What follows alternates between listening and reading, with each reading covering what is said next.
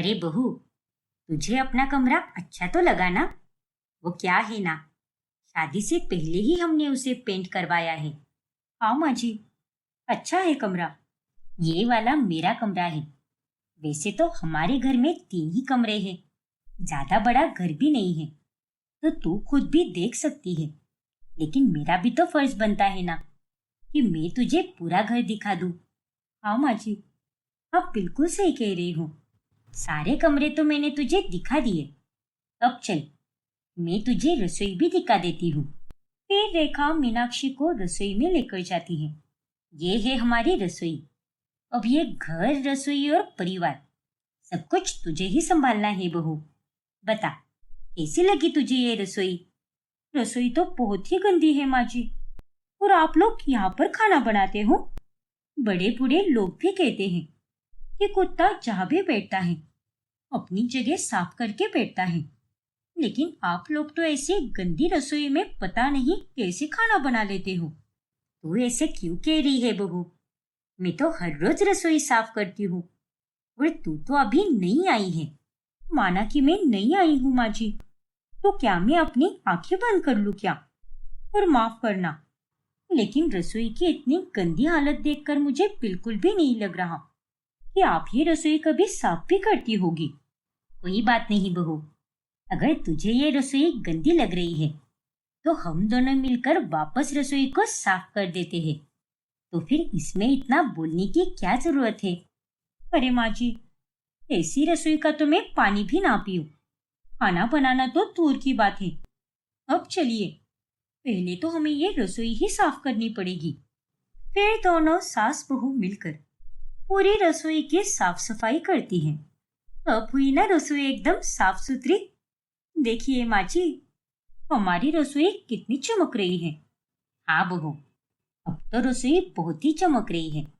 लेकिन इसका मतलब ये बिल्कुल नहीं था कि मैं रसोई को गंदा रखती थी। अरे मैं तो इसे हर रोज साफ किया करती थी। अरे माँ जी, आप अब भी वही बात लेकर बैठी हो। अरे आपको अब भी कोई सबूत चाहिए क्या? अब तो सब कुछ आपकी आंखों के सामने ही है। आज मैंने रसोई साफ की है, तो खुद ही देख लीजिए, कितनी साफ लग रही है ये। पहले कभी आपको इतनी साफ लगी है क्या रसोई? और तो और हम दोनों ने ही कितना कचरा निकाला यहाँ से। हाँ बहू, शायद तो सही कह रही है। अच्छा चल, अब सबके लिए नाश्ता बना ले। मैं भी जरा नहा लेती हूँ। इन सब कामों के चलते मैं अब तक नहाई भी नहीं। मीनाक्षी का स्वभाव रेखा को काफी हैरान कर देता है, लेकिन वो उसे कुछ भी नहीं कहती। और अब सब कुछ मीनाक्षी ही संभालने लगती है। फिर कुछ दिनों के बाद जब उनकी पड़ोसन रज्जो घर पर आती है, तभी, माफ करना रेखा, मैं तो तेरी बेटे की शादी में आ ही नहीं पाई। वो क्या है ना, मेरी तबीयत कुछ ठीक नहीं लग रही थी, लेकिन अभी 2 से 3 दिनों से मुझे ठीक महसूस होने लगा है। इसीलिए मैंने सोचा कि तुझसे मिलने चली आओ। अरे रज्जो, इसमें माफी मांगने की क्या जरूरत है? सेहत सबसे ज्यादा जरूरी होती है, बाकी सब तो होता ही रहता है। हाँ रेखा, वो तो है। मैं तो आ गई, तो तू भी अपनी बहू को बुला। मैं भी तो देखूं कि तेरी बहू दिखती कैसी है। हाँ हाँ, क्यों नहीं। रुक, मैं उसे अभी बुलाती हूँ। बहू, अरे ओ बहू, देख तो तुझसे कौन मिलने आया है। सास की आवाज सुनकर मीनाक्षी बाहर चली आती है। अरे वाह रेखा, तेरी बहू तो बिल्कुल चांद का टुकड़ा लग रही है। सच में, ये तो बहुत ही सुंदर है। भगवान तुझे हर बुरी नजर से बचाए। वो सब तो ठीक है आंटी, लेकिन आप यहाँ पर ऐसे कैसे आ गई? मतलब, मैं कुछ समझी नहीं बहू। अरे बहू, ये हमारे पड़ोस में रहती है। तेरी शादी में नहीं आ पाई थी ना, इसीलिए अब आई है तुझसे मिलने। लेकिन माँ जी, इन्हें तो ये पता होना चाहिए ना कि अगर तुम किसी के घर पर जा रहे हो तो चप्पल बाहर ही उतारनी चाहिए। अभी अभी मैंने पूरा घर साफ किया है और ये अपने गंदे पैर लेकर आ गई। देखो, कितना कीचड़ लगा हुआ है। ये तो क्या कह रही है बहू? घर आए मेहमानों से ऐसे नहीं बात करते। माफ करना माँ जी, लेकिन ऐसी ही बात करनी चाहिए ऐसे ढीठ मेहमानों से। ऐसे लोग अपने घर की तो अच्छे से सफाई करते हैं, तो फिर दूसरे का घर इतना गंदा क्यों करते हैं भला? और अच्छा ही हुआ जो आज मैंने इन्हें टोक दिया। कम से कम अगली बार से इन्हें याद तो रहेगा। ये तो क्या कह रही है बहू? बात करने का ये कौन सा तरीका है? अरे मैं तो यहाँ पर तुझसे मिलने आई थी, आशीर्वाद देने आई थी। लेकिन तेरी तीखी जुबान देखकर ऐसा लग नहीं रहा कि तुझे किसी की आशीर्वाद की भी जरूरत है। खुद की गलती को छुपाने का ये बहुत अच्छा तरीका है कि अपनी गलती दूसरों पर डाल दो। माना कि माची बहुत भोली है, लेकिन मैं नहीं हूँ। मुझे सब कुछ बहुत अच्छे से समझ आता है। रेखा और मुझ में आज तक कभी बहस नहीं हुई, लेकिन कहना पड़ेगा रेखा, तेरी बहू के रंग-ढंग देखकर तो अब यही लगता है कि तेरे घर की सुख शांति भंग हो गई है। अरे इतनी तीखी जुबान घर में अच्छी नहीं लगती, और अब तो मैं इस घर में बिल्कुल भी नहीं आऊंगी। जय राम जी की। चलो अच्छा है जो आप में अब भी शर्म बची है, लेकिन इतना सुनने के बाद भी आप यहाँ से नहीं जा रही। खड़ी तो ऐसी हो जैसे कि आपका कुछ और भी सुनने का मन है। मीनाक्षी की ये बातें सुनकर रज्जो गुस्से में वहां से चली जाती है। ये सब क्या था बहू? हद होती है। अरे ये भी कोई तरीका था क्या बात करने का? अगर तुझे उसे चाय नाश्ता पूछने का मन नहीं था तो चल जाता, लेकिन घर आए मेहमानों से ऐसे कौन बात करता है? देखिए माँ जी, ये घर हमारा है, तो घर की जिम्मेदारी भी हमारी ही है। और जो कुछ भी हुआ वो अच्छा ही हुआ, जो मैंने आपकी सहेली को सही समय पर समझा दिया। अब अगली बार से वो ऐसी गलती दोबारा कभी नहीं करेगी। अपने आगे किसी का भी सुनने को मीनाक्षी राजी ही नहीं होती। रेखा भी शांत ही रहती है। ऐसे ही कई दिन बीत जाते हैं, लेकिन मीनाक्षी के बर्ताव में कोई बदलाव ही नहीं आता। अरे वाह मीनाक्षी, आज का खाना तो बहुत ही अच्छा बनाया है। हाँ बहू, तभी तो इसने इतनी जल्दी खत्म कर दिया। हाँ माँ, मेरा तो पेट भर गया है। और मीनाक्षी, तुम्हारा भी खाना हो गया है, तो चलो कमरे में चलते हैं। वो मेरी वाली एक फाइल भी ढूंढ देना। ठीक है, आप आगे चलिए, तब तक मैं बर्तन रसोई में रख कर आती हूँ। फिर थोड़ी देर बाद में मीनाक्षी कमरे में जाती है। अरे क्या मीनाक्षी, तुम भी? मैंने तुम्हें माँ के आगे कितने हिंट दिए, फिर भी तुम नहीं समझे। अरे कभी तो अपने पति को भी थोड़ा समय दिया करो ना। वैसे तुम्हें पता है, आज तो तुम कुछ ज्यादा ही अच्छी लग रही हो। छी मयांक, आप नहाते नहीं हो क्या? आपसे कितनी गंदी बदबू आ रही है। अरे सुबह ही तो नहाया था मैं। और तुम इतना मुंह क्यों बना रही हो? अरे मुंह ना बनाऊं तो और क्या करूं मैं? आपको पता होना चाहिए कि अगर आप किसी के पास जाओ तो कम से कम अपना शरीर साफ लेकर जाओ। लेकिन आपके शरीर में से तो कितनी गंदी बदबू आ रही है, जैसे पता नहीं कब से नहाए नहीं हो, और आ गई मेरे पास चिपकने। सॉरी मीनाक्षी, मुझे पता नहीं था कि मेरे शरीर से इतनी बदबू आ रही है। अब मैं ऑफिस में काम करता हूँ, और रास्ते में भी तो कितने पसीने आते हैं, और शायद इसीलिए इतनी बदबू आ रही है। हाँ तो आपको पहले नहाकर आना चाहिए था ना। बड़े आए रोमांस करने वाले। अब जाओ, पहले जाकर नहाकर आओ। अरे नहीं मीनाक्षी, मुझे बहुत नींद आ रही है। कल ऑफिस भी जल्दी जाना है, तो मैं तो अब सोने वाला हूँ। मीनाक्षी की तीखी बातें मयांक को काफी चुभती है, पर वो चाहकर भी उसे कुछ भी नहीं बोलता। फिर एक दिन, माँ जी, रसोई और घर का काफी सारा सामान खत्म हो गया है, तो क्या आज शाम को हम मार्केट चले क्या? हाँ बहू, मुझे भी एक दो साड़ियाँ लेनी है, तो आज शाम को ही चलते हैं हम। साथ में तेरे लिए भी शॉपिंग कर लेंगे। ठीक है माँ जी, तब तक मैं घर का सारा काम कर लेती हूँ। फिर शाम के समय दोनों सास बहू मार्केट चली जाती हैं। अरे भैया, कोई प्लेन साड़ी दिखाना, वैसी ही जैसी मैं हमेशा लेती हूँ। अरे माँ जी, क्या आप सच में यहाँ से साड़ी लेती हो? हाँ बहू, पैसे भी कम होते हैं और साड़ी भी ठीक ही होती है। ये वाली देख, कितनी अच्छी लग रही है ना। तुझे भी कोई पसंद आए तो बता दे, तेरे लिए भी शॉपिंग यहीं से कर लेंगे हम। ओ प्लीज माँ जी, आपकी कितनी घटिया पसंद है। और आप अपनी पसंद मुझ पर तो थोपो ही मत। और आप यहाँ से साड़ी बिल्कुल नहीं लोगी। कितनी खराब क्वालिटी का माल है यहाँ पर। अरे बहू, थोड़ा तो सोच समझ कर बोल। घर में तो तू कुछ भी बोल देती है, लेकिन 4 लोगों के आगे कम से कम मेरी इज्जत तो रख ले। लोग हमें ही देख रहे हैं। लोग तो देखेंगे ही ना। अब आपकी पसंद जो इतनी खराब है, मुझे तो ये समझ नहीं आता कि आपको मुझे हर छोटी सी छोटी बात समझाने की नौबत क्यों आती है। पूरा घर गंदा रखती हो, कहीं से भी कुछ भी खाने पीने लग जाती हो। और अब तो हद हो गई है, साड़ी भी कहीं से भी उठा लेती हूँ। बस कर बहू, इतने सालों से मैं साड़ी यहीं से लेती आई हूँ। और जब मुझे ही कोई दिक्कत नहीं है, तो तू मुझे साड़ी लेने से मना क्यों कर रही है? क्योंकि मैं आपकी बहू हूँ माँ जी। और मैं मानती हूँ कि आप हर चीज में खराब हो, लेकिन आपको ठीक करना तो मेरा ही फर्ज है ना। अब चलिए यहाँ से, हम यहाँ से कुछ नहीं लेंगे। मीनाक्षी के इस बर्ताव के कारण रेखा को काफी शर्मिंदगी महसूस होती है।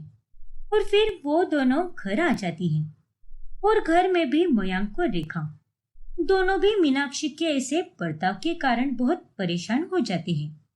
मयंक बेटा, बहू कितना तीखा बोलती है। बाहर वाला हो या घर वाला हो, कहीं भी कुछ भी बोल देती है वो।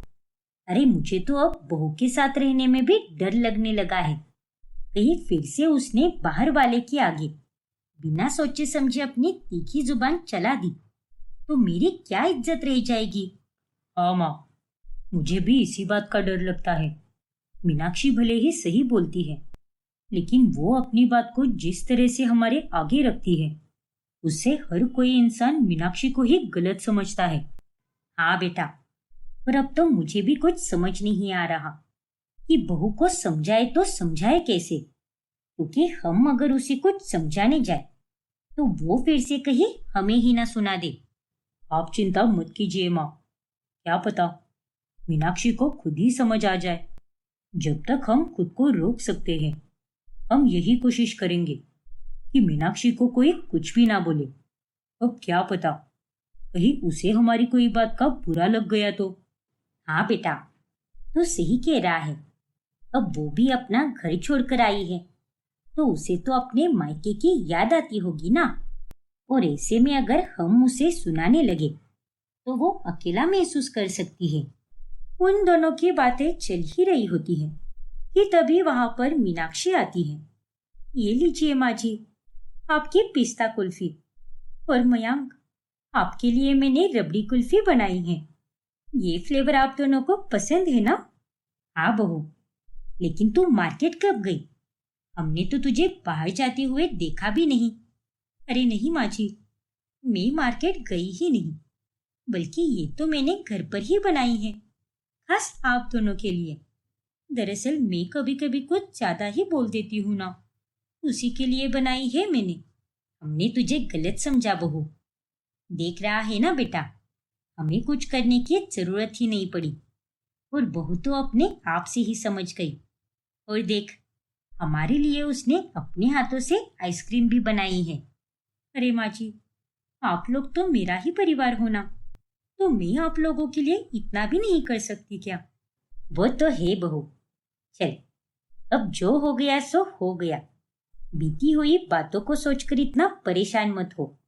अगर आप दोनों की बातें हो गई हो तो फटाफट से ये कुल्फी खा लेते हैं, वरना ये पिघल जाएगी। और इसे देखकर तो मेरे मुंह में पानी आ रहा है। मुझसे तो रहा ही नहीं जा रहा। अरे हाँ बेटा, सही कहा तूने। बातों के चक्कर में हम तो कुल्फी खाना ही भूल गए। आजा बहू, तू भी हमारे साथ बैठकर कुल्फी खा ले। फिर वो तीनों साथ बैठकर कुल्फी खाते हैं। सब कुछ सही होने लगता है। रेखा और मयंक भी काफी खुश थे। फिर एक रात जब रेखा रसोई में जाती है, तभी, हे भगवान, मेरी तो कमर बहुत दर्द कर रही है। कल भी तो मुझे कितना सारा काम है। एक काम करती हूँ, हल्दी वाला दूध पीकर सो जाती हूँ। अब उससे ही मुझे आराम मिलेगा। फिर उसके बाद रेखा अपने कमरे में जाकर सो जाती है। फिर अगली सुबह जब मीनाक्षी रसोई में आती है, तब वो एकदम हैरान रह जाती है। माँ जी, मयांक, रसोई में आओ। आखिर क्या हुआ है रसोई में, जानने के लिए हमारा अगला भाग देखना ना भूलें। और अगर आपने हमारा चैनल सब्सक्राइब नहीं किया है तो अभी सब्सक्राइब कीजिए और बेल आइकॉन दबाना ना भूलें।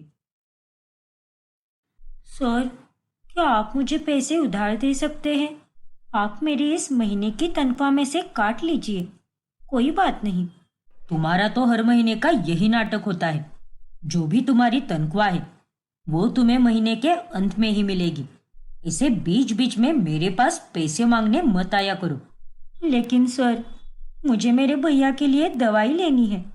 आपको तो बताया ही था ना मैंने कि भैया का 6 महीने पहले बहुत बड़ा एक्सीडेंट हुआ था, जिस कारण वो दोनों पैरों से अपाहिज हो चुका है।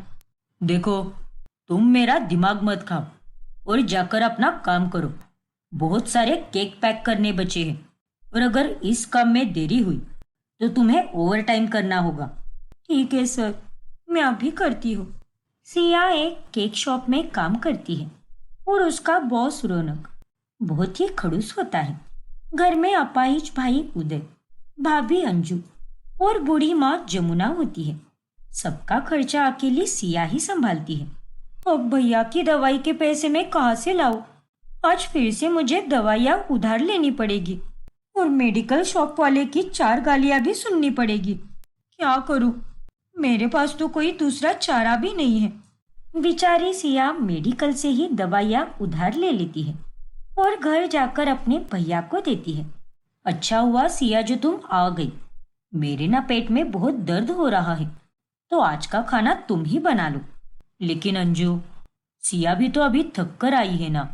दिन भर केक शॉप में उसे खड़ा ही रहना पड़ता है। तो फिर मैं माँ जी से कह देती हूँ। अरे ये तुम क्या बात कर रही हो? माँ को डॉक्टर ने काम करने से सख्त मना किया है और ये बात तो तुम अच्छे से जानती हो। अरे तो फिर मैं क्या कोई मशीन हूँ क्या, जो दिन रात बस काम पे काम ही करती रहूं? मुझे भी दर्द होता है, मेरी भी तबीयत खराब होती है। कभी कभार सहन कर लिया करो और यहाँ व्हील चेयर पर बैठे बैठे ज्यादा भाषण मत झाड़ा करो तुम। एक तो तुम्हारे अपाहिज होने के कारण तुमने खुद की और मेरी दोनों की जिंदगी बर्बाद करके रख दी है। भाभी, आप ऐसे क्यों बोल रही हो? बार बार आप भैया को कड़वे ताने मत दीजिए। मैं आपसे हाथ जोड़कर विनती करती हूँ। अरे तो तुम्हारे भैया को भी समझा कर रखो ना। आप जाइए भाभी, कमरे में जाकर आराम कीजिए। मैं आपके लिए काढ़ा बनाऊंगी। उसे पीने से आपका पेट दर्द कम हो जाएगा और खाना और बाकी का काम भी मैं निपटा लूंगी। हाँ, यही सही रहेगा। फिर अंजू मुंह बनाते हुए अपने कमरे में चली जाती है। मुझे माफ कर दे सिया, मेरे कारण तुझे शादी ब्याह की उम्र में हम सबका इतना करना पड़ रहा है। काम कर करके तेरे चेहरे की चमक जा चुकी है। मुझे तो तुझे यूं दिन रात मेहनत करके देखकर बहुत दुख होता है। एक भाई होने के नाते मैं तेरे लिए कुछ भी नहीं कर सकता।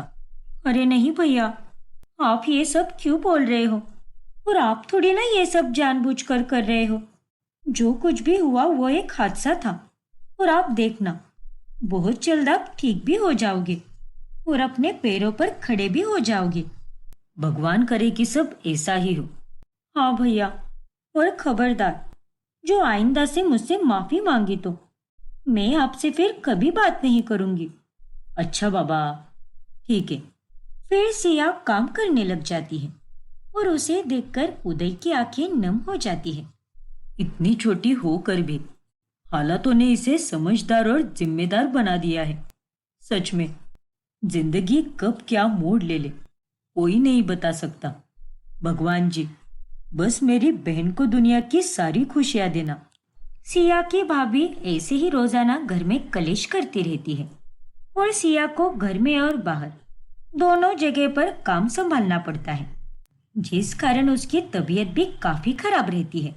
फिर एक दिन केक शॉप पर एक अमीर बूढ़ा आदमी आता है। कस्टमाइज बर्थडे केक का ऑर्डर देना है। ये रही डिजाइन, ओके सर, मिल जाएगा। शुक्रिया। मैं अभी बिल बनाती हूँ और आपको बताती हूँ कि कितने पैसे होंगे। जी। फिर सिया बिल बनाने लगती है। तभी विक्रम उसे देखते ही रह जाता है। ये लीजिए सर, पूरे 3,000 रुपए हुए। आप मुझे हाफ पेमेंट एडवांस में कर दीजिए। Sir, sir. जी हाँ, बताइए ना। सॉरी, वो मैं कुछ सोच रहा था। कोई बात नहीं सर, आपके 3,000 रुपए हुए हैं। आप मुझे हाफ पेमेंट अभी कर दीजिए। ठीक है, मैं पूरी ही पेमेंट कर देता हूँ। ओके सर, वैसे भी चलेगा। ये लीजिए। शुक्रिया सर। कल शाम तक केक डिलीवर हो जाएगा ना? मैंने एड्रेस तो लिख दिया है कार्ड पर और मेरे बेटे का नाम भी लिख दिया है। हाँ सर, हो जाएगा। वैसे डिलीवरी करने कौन आएगा? मेरा मतलब, आप आओगे क्या? मैं या फिर हमारे सर? वो तो कल के शेड्यूल पर ही तय होगा। लेकिन क्यों सर? अरे मैं तो बस ऐसे ही पूछ रहा था। वैसे आपको ऑर्डर दिया है तो आप ही आ जाइए ना। ठीक है सर, मैं आ जाऊंगी। फिर विक्रम वहां से चला जाता है और सिया को उसका बर्ताव काफी अजीब लगता है। फिर अगले दिन वो शाम में विक्रम के घर पर जाती है, जहां पर उसके बेटे अंश का बर्थडे सेलिब्रेशन चल रहा होता है। तभी विक्रम सिया को देखकर बहुत खुश हो जाता है। अरे आप आइए ना। लो अंश बेटा, आपका केक भी आ गया। ग्रेट पापा, आपने वैसा ही केक बनवाया है जैसे मैंने आपको डिजाइन बताया था। हाँ अंश बेटा, ठीक वैसा ही बनवाया है। Happy birthday sir. Thank you ma'am. तो अब मैं चलती हूँ सर। अरे, इतनी जल्दी कहा? मेरे बेटे का 18 बर्थडे है, तो आप प्लीज थोड़ी देर के लिए रुक जाइए ना। उसे और मेरी माँ को भी बहुत अच्छा लगेगा। ओह, लेकिन सर, आपके शॉप पर काम कर रहे लड़के से मेरी बात हो चुकी है। उसने कहा है कि सिया अपनी ड्यूटी खत्म करके ही आपके पास आएगी और वैसे भी आप 7 बजे तक ही काम करती हो। इसका मतलब अभी आप फ्री हो, इसीलिए मैं कह रहा हूँ प्लीज थोड़ी देर के लिए रुक जाइए ना। ठीक है सर, अगर आप इतना कह रहे हो तो मैं रुक जाती हूँ। विक्रम के कहने पर सिया बर्थडे पार्टी में रुक जाती है और सिया अंश और उसके दोस्तों के साथ अच्छे से घुल मिल जाती है और वो विक्रम की माँ सुलेखा के साथ भी अच्छे से बातचीत करती है। इस तरह से उसका उस परिवार के साथ एक जाना अनजाना सा रिश्ता जुड़ जाता है। चलिए आंटी जी, अब मैं चलती हूँ, बहुत रात हो चुकी है। ठीक है सिया बेटा, सच में तुमसे मिलकर मुझे बहुत अच्छा लगा। फिर से मिलने आओगी ना मुझे? लेकिन आंटी जी, वो मैं कुछ नहीं जानती। तुम्हें आना ही होगा। ठीक है आंटी जी, मैं जरूर आऊंगी। चलो सिया। आप कहाँ जा रहे हो सर? तुम्हें ड्रॉप करने। अरे नहीं सर, मैं चली जाऊंगी। यहाँ पास में ऑटो या कैब मिल जाएगी मुझे। अरे नहीं सिया, इतनी रात हो चुकी है और मैं तुम्हें ऐसे अकेले बाहर जाने नहीं दे सकता। अब चुपचाप चलो। माँ, अब आप ही अपनी नई सहेली को समझाओ। हाँ सिया, विक्रम सही कह रहा है, तुम इसके साथ ही जाओ, ये तुम्हें घर तक छोड़ देगा। ठीक है आंटी जी, चलिए, आप अपना ध्यान रखिए। हाँ बेटा, तुम भी अपना ख्याल रखना। फिर सिया और विक्रम वहां से निकल जाते हैं। Thank you so much Siya, आज तुमसे मिलकर माँ और अंश को भी बहुत खुशी मिली। अरे कोई बात नहीं सर। मेरी बीवी थी नंदिनी, जो मुझे 15 साल पहले ही छोड़कर चली गई। मतलब? छोड़कर यानी मेरा साथ उसने छोड़ दिया और वो दूसरे आदमी के साथ चली गई। ओह। उसके बाद मैंने अपने बेटे को अकेले ही संभाला और तुम्हारे साथ बात करके मुझे ऐसा लग रहा है कि मैं किसी अपने से ही बात कर रहा हूँ। शुक्रिया सर, मुझे भी आप लोगों से बात करके बहुत अच्छा लगा। तुम भी अपने बारे में कुछ बताओ ना। कैंसर के कारण पापा कई सालों पहले ही गुजर गए और अब 6 महीने पहले भैया का एक्सीडेंट हुआ है, इसीलिए मैं ही संभालती हूँ पूरा घर। घर में माँ और भाभी भी रहती है। ओह, सुनकर बहुत बुरा लगा। अगर मैं तुम्हारे किसी काम आ पाऊँ तो प्लीज मुझे बेझिझक होकर बता देना। ठीक है सर, आपका बहुत बहुत शुक्रिया। आप मेरे पापा की उम्र के हो, लेकिन आपसे बात करके ऐसा लग रहा है कि जैसे मैं अपने दोस्त से बात कर रही हूँ। How sweet. वैसे आपने इस उम्र में भी अपने आप को कितना मेंटेन किया है, मानना पड़ेगा सर। Thank you Siya. इस तरह से वो दोनों एक दूसरे के साथ खूब बातें करते हैं और नंबर्स भी एक्सचेंज करते हैं, जिसके बाद वो दोनों अब रोजाना थोड़ी थोड़ी बातें करने लगते हैं और उन दोनों के बीच एक दोस्ती का रिश्ता बन जाता है। ऐसे ही एक दिन सिया सुलेखा के साथ बाहर घूमने चली जाती है और वो दोनों खूब मजे करते हैं। और रात में घर आने पर पूरे शहर में दंगे चल रहे हैं। तो अब तुम कैसे जाओगी सिया? आज सिया कहीं नहीं जाएगी, यहीं पर रहेगी, क्योंकि ऐसे हालातों में इसका बाहर जाना सही नहीं है। लेकिन मैं यहाँ पर कैसे रोक सकती हूँ? अरे चिंता मत करो बेटा, तुम्हारे घर पर मैं फोन करके बता दूंगी कि तुम यहीं पर रुकोगी। फिर सुलेखा सिया के घर पे फोन करके बता देती है और वो रात में उधर ही सोती है। गुजरते दिनों के साथ साथ सिया का विक्रम और उसके परिवार के साथ जुड़ाव बढ़ने लगता है और विक्रम को भी धीरे धीरे सिया से प्यार होने लगता है। सिया, अरे कब से फोन पे बात कर रही हो तुम? ये तुम्हारे काम करने की जगह है, कोई गार्डन नहीं जहाँ तुम किसी से भी फोन पे गप्पे मारती बैठो।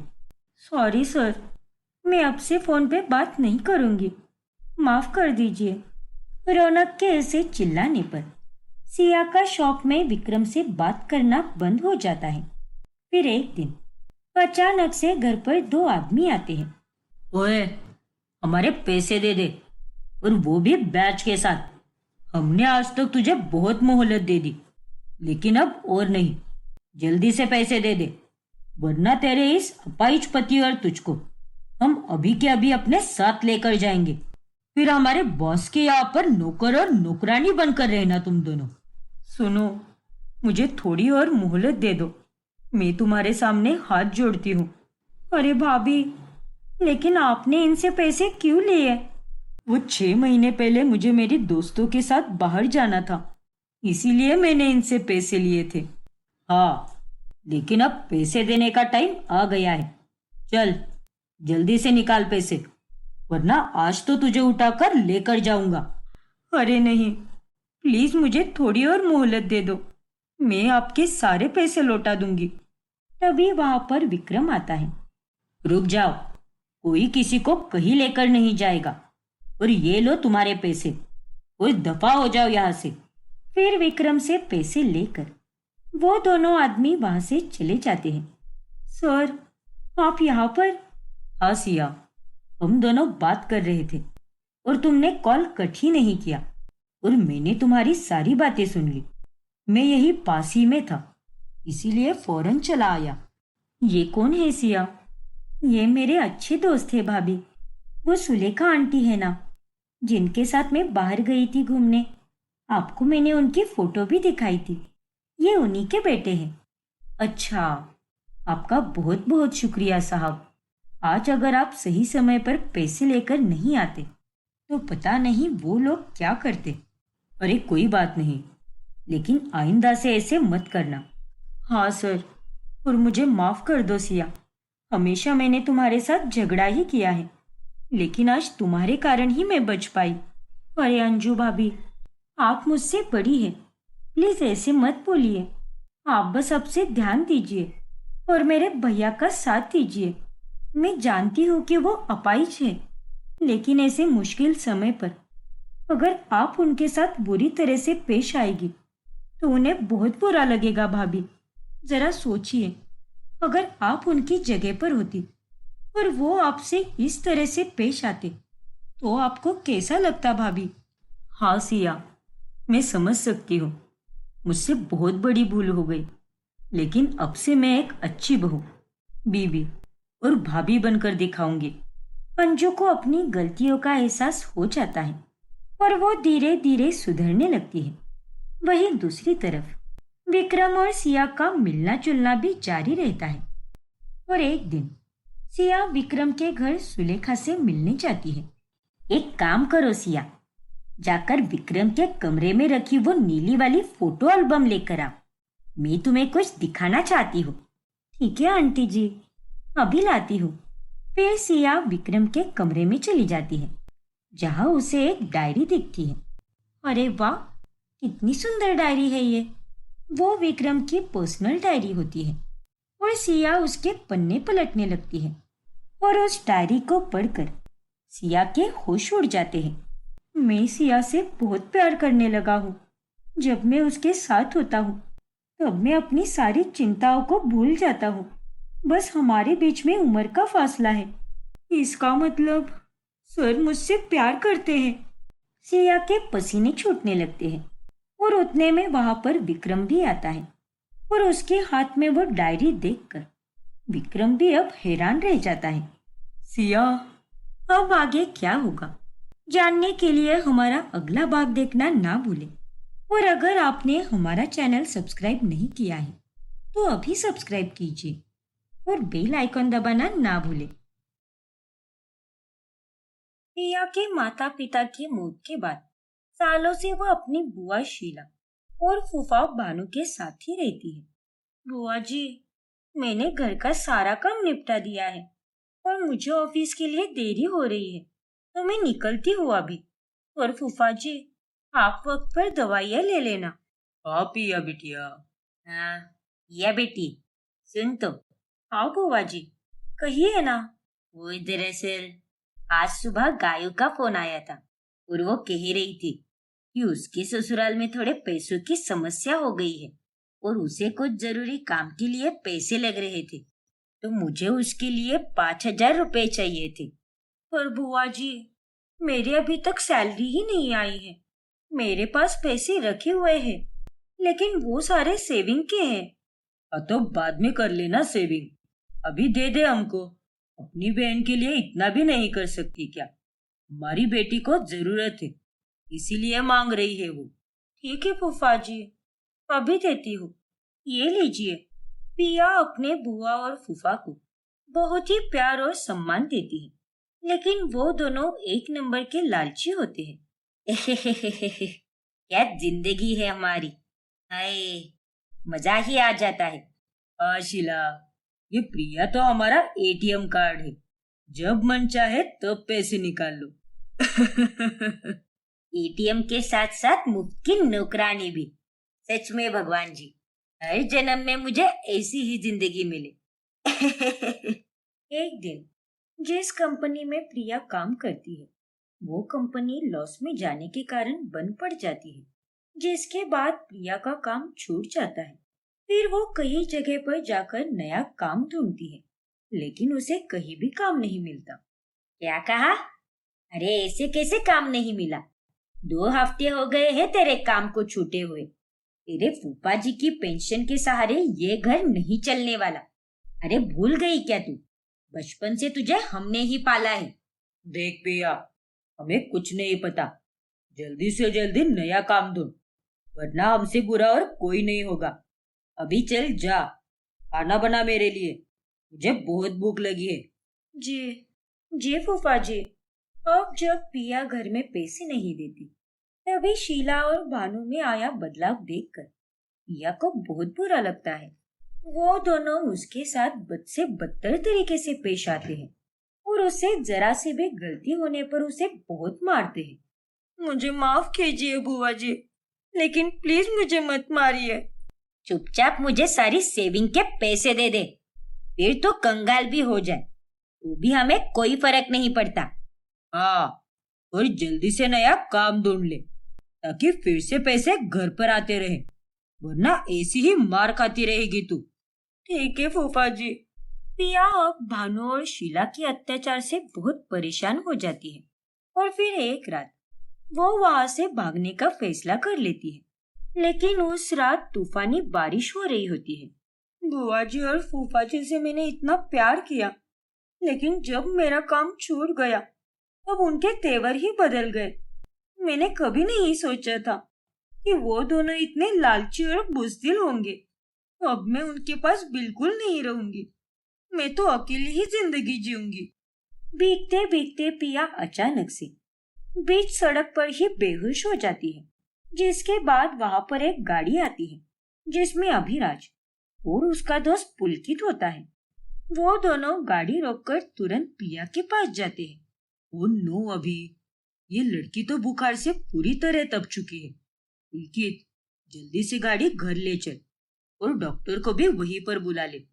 हाँ अभी। अभिराज पिया को अपनी बाहों में उठाकर गाड़ी में रखता है। फिर वो तीनों पुलकित के घर चले जाते हैं। बारिश में बहुत घंटों से भीगने के कारण इन्हें बहुत तेज बुखार आया है। अच्छा हुआ कि आप दोनों इसे यहाँ पर लेकर आए, वरना इनका बुखार और बढ़ जाता और जिस वजह से उनकी जान को भी खतरा हो सकता था। जी डॉक्टर, लेकिन अब ये ठीक तो हो जाएगी ना? हाँ बिल्कुल, मैंने दवाइयाँ लिख दी है और साथ ही इंजेक्शन भी दे दिया है। सुबह तक तो ये होश में भी आ जाएगी। ठीक है डॉक्टर, आपका बहुत बहुत शुक्रिया। पिया रात भर कोयल और पुलकित के घर पर ही रहती है। फिर अगले दिन उसे बेहतर महसूस होता है। तभी अभिराज उसके लिए ढेर सारे फ्रूट्स लेकर आता है। फिर पिया उन तीनों को अपनी पूरी कहानी बताती है। पिया, तुम्हारे साथ जो भी हुआ बहुत गलत हुआ है, लेकिन तुम वहां से भाग आई और ये तुमने बहुत अच्छा फैसला लिया। हाँ पिया, लेकिन अभी तुम्हें डरने या चिंता करने की कोई जरूरत नहीं है, क्योंकि मैं हूँ यहाँ पर। अब से तुम पुलकित और कोयल के साथ ही रहोगी। मैं रोज तुमसे मिलने आऊंगा। अभी कुछ दिनों तो तुम आराम ही करो, फिर आगे का हम बाद में देखते हैं। आप लोगों का बहुत बहुत शुक्रिया। आपने मेरी जान बचाई और साथ ही मुझे यहाँ पर रहने भी दे रहे हो। मुझे जब जॉब मिलेगी तब मैं आपके सारे पैसे दे दूंगी। अरे नहीं नहीं, उसकी कोई जरूरत नहीं है। हाँ पिया, और अगर तुम्हें जॉब चाहिए तो तुम मेरी ही कंपनी ज्वाइन करो ना। आपकी कंपनी? हाँ पिया, अभिराज एक बहुत ही बड़ा बिजनेसमैन है। इसके पापा गगन रायचंद की तरह इसने भी बहुत नाम कमाया है। गगन रायचंद? अचानक से पिया के सर में हल्का सा दर्द होने लगता है। आह, क्या हुआ पिया? तुम ठीक तो हो ना? कुछ नहीं अभिराज जी, मैं बिल्कुल ठीक हूँ। और हाँ, मैं आपकी कंपनी में काम जरूर करूंगी। शुक्रिया अभिराज जी, आपने मेरे लिए बहुत कुछ किया है और अब तो आप मुझे जॉब भी दिला रहे हैं। कोई बात नहीं पिया, इसमें शुक्रिया कहने की कोई जरूरत नहीं है। अब तुम अपना ख्याल रखो और कुछ भी लगे तो मुझे जरूर बताना। ठीक है अभिराज जी। दूसरी तरफ भानु और शीला पिया को खूब ढूंढते हैं, लेकिन वो उन्हें कहीं नहीं मिलती। वही अभिराज अब रोजाना पिया से मिलने पुलकित के घर जाता है और उसका अच्छे से ख्याल भी रखता है। फिर एक दिन फोन पर, हाँ कोयल, पिया को आज भी तुम खिचड़ी ही देना और हाँ, टाइम टू टाइम वो सूप भी देती रहना। देखो अभिराज, तुम्हें उसकी इतनी चिंता करने की कोई जरूरत नहीं है, क्योंकि मैं उसका अच्छे से ख्याल रख रही हूँ। तुम और पुलकित वहां पर काम संभालो, यहाँ की कोई फिक्र मत करो। ठीक है Koyal, and thank you so much. बड़ी अजीब बात है, आज से पहले मैंने अभिराज को किसी भी लड़की की इतनी चिंता करते हुए नहीं देखा। कहीं ये चिंता प्यार तो नहीं? फिर एक हफ्ते बाद पिया पूरी तरह ठीक हो जाती है और अभिराज की कंपनी में काम पर भी लग जाती है। अब अभिराज पिया को सुबह अपने साथ लेकर जाता है और शाम में वापस पुलकित के घर छोड़ देता है। इस तरह अब दोनों का रिश्ता काफी पक्का हो जाता है। अभिराज जी, आपने बुलाया मुझे? हाँ पिया, चलो हम दोनों साथ में खाना खाते हैं। अरे लेकिन मैं आपके साथ खाना कैसे खा सकती हूँ? मैं तो यहाँ पर एक एम्प्लॉय हूँ ना, तो मुझे बाकी एम्प्लॉयज के साथ बैठकर उन्हीं के साथ खाना खाना चाहिए। ओफो पिया, ये मेरी कंपनी है और मैं जैसा कहूँगा वैसे ही करो। तुम मेरी एम्प्लॉय होने से पहले एक अच्छी दोस्त भी हो, इसीलिए कह रहा हूँ। जल्दी से बैठ जाओ यहाँ पर, हम दोनों साथ में ही खाना खाएंगे। ठीक है अभिराज जी।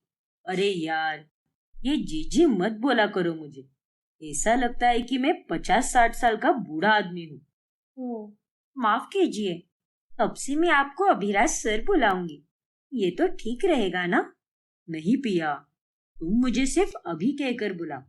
मैं अभिराज सिर्फ बाकी लोगों के लिए हूँ, लेकिन मेरे अपनों के लिए मैं अभी हूँ। और तुम मुझे आप कहकर मत बोलो, तुम करके बोलो। सुनने में बहुत अपना सा लगता है। ठीक है अभी। ये हुई ना बात। तुम भी ना अभी, सच में। चलो अब खाना खाते हैं, वैसे भी ये ठंडा हो चुका है। अरे कोई बात नहीं पिया, माइक्रोवेव है ना। अरे अब जाने दो ना। नहीं पिया, मेरे होते हुए तुम ठंडा खाना कैसे खा सकती हो? ऐसा तो मैं हरगिज नहीं होने दूंगा। लाओ।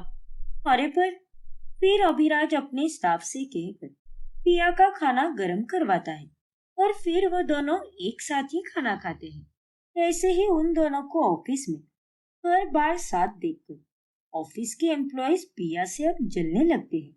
आ गई बॉस की चमची, चिपकू कही की। हाँ यार, ये अच्छा तरीका है अपने करियर को आगे बढ़ाने का। बस दिन भर बॉस के साथ ही चिपकी रहो। पता नहीं आजकल की लड़कियों को क्या हो गया है, झटपट प्रमोशन के लिए ये कुछ भी करती है। क्यों रे पिया, और कितना नीचे गिरोगी तुम? उन दोनों एम्प्लॉयज की बातें सुनकर पिया बहुत दुखी हो जाती है। तभी वहां पर अभिराज भी ये सारी बातें सुन लेता है और वो वहां पर आकर उन दोनों को खूब सुनाता है। ये जो कुछ भी तुमने अपनी गंदी जबान से बोला है, ये आज तो बोल दिया, लेकिन आइंदा से ऐसा कुछ बोलने की जुर्रत भी की तो मुझसे बुरा और कोई नहीं होगा। रहने दो ना अभी। नहीं पिया, ये मैं सिर्फ तुम्हारे लिए नहीं बोल रहा, बल्कि यहाँ पर मौजूद हर एक एम्प्लॉय के लिए बोल रहा हूँ।